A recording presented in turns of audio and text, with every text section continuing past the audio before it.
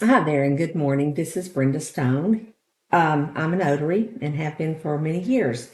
So the other day, I saw in a group a question: how will I know which documents need to be notarized in a loan signing package?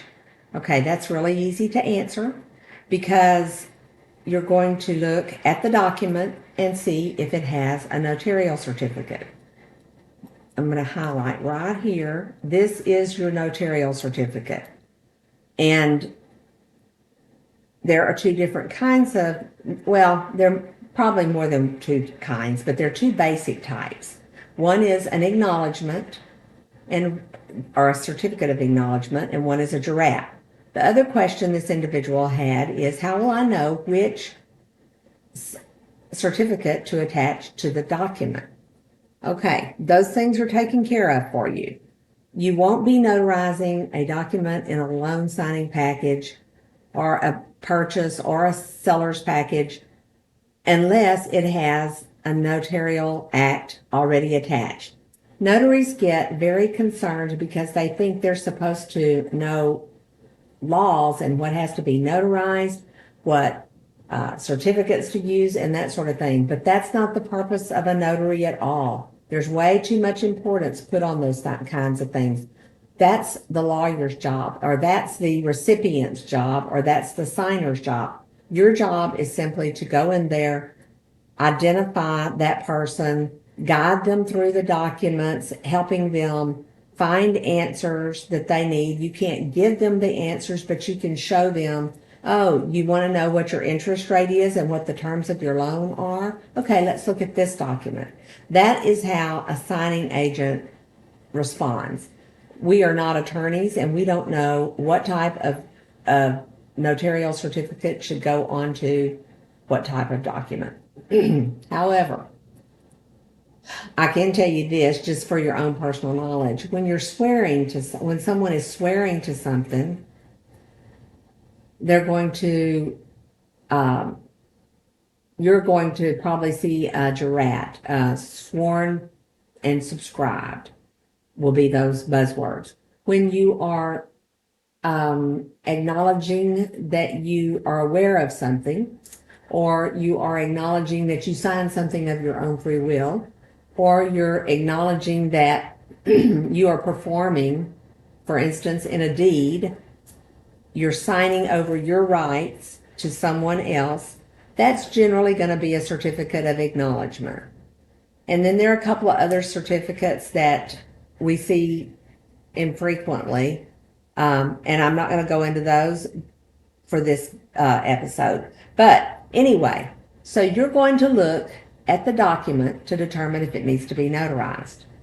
And sometimes you will look at a document and the notarial certificate will be on the second page or the third page or whatever. So you're going to be looking at the end of the document near where the person has signed. Sometimes it can be on the next page. There's no problem with that.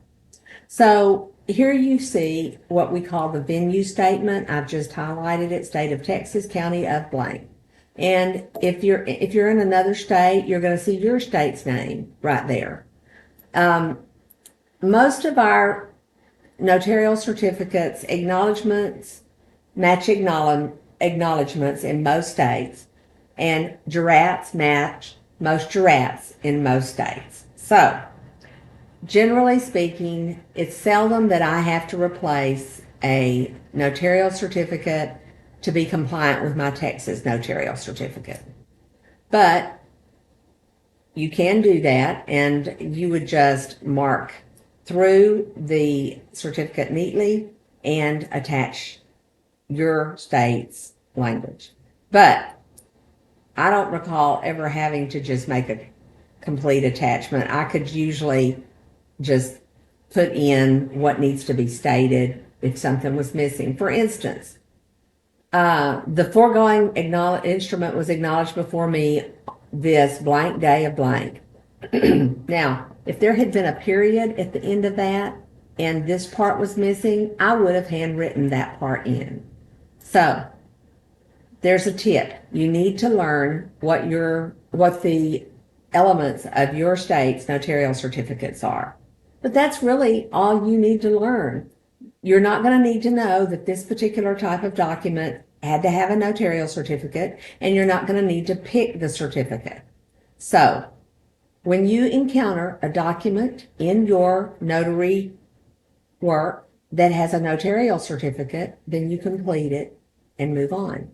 And you complete the one that, so if you see sworn and subscribed, that's what you're at.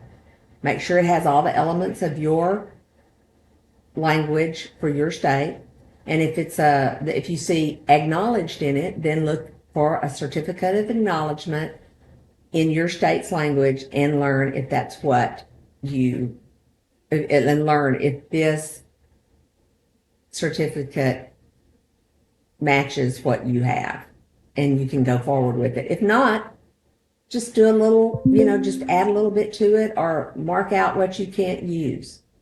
And that takes care of today's topic of how do I know if a document needs to be notarized or not. Thank you, and I hope you have a great day.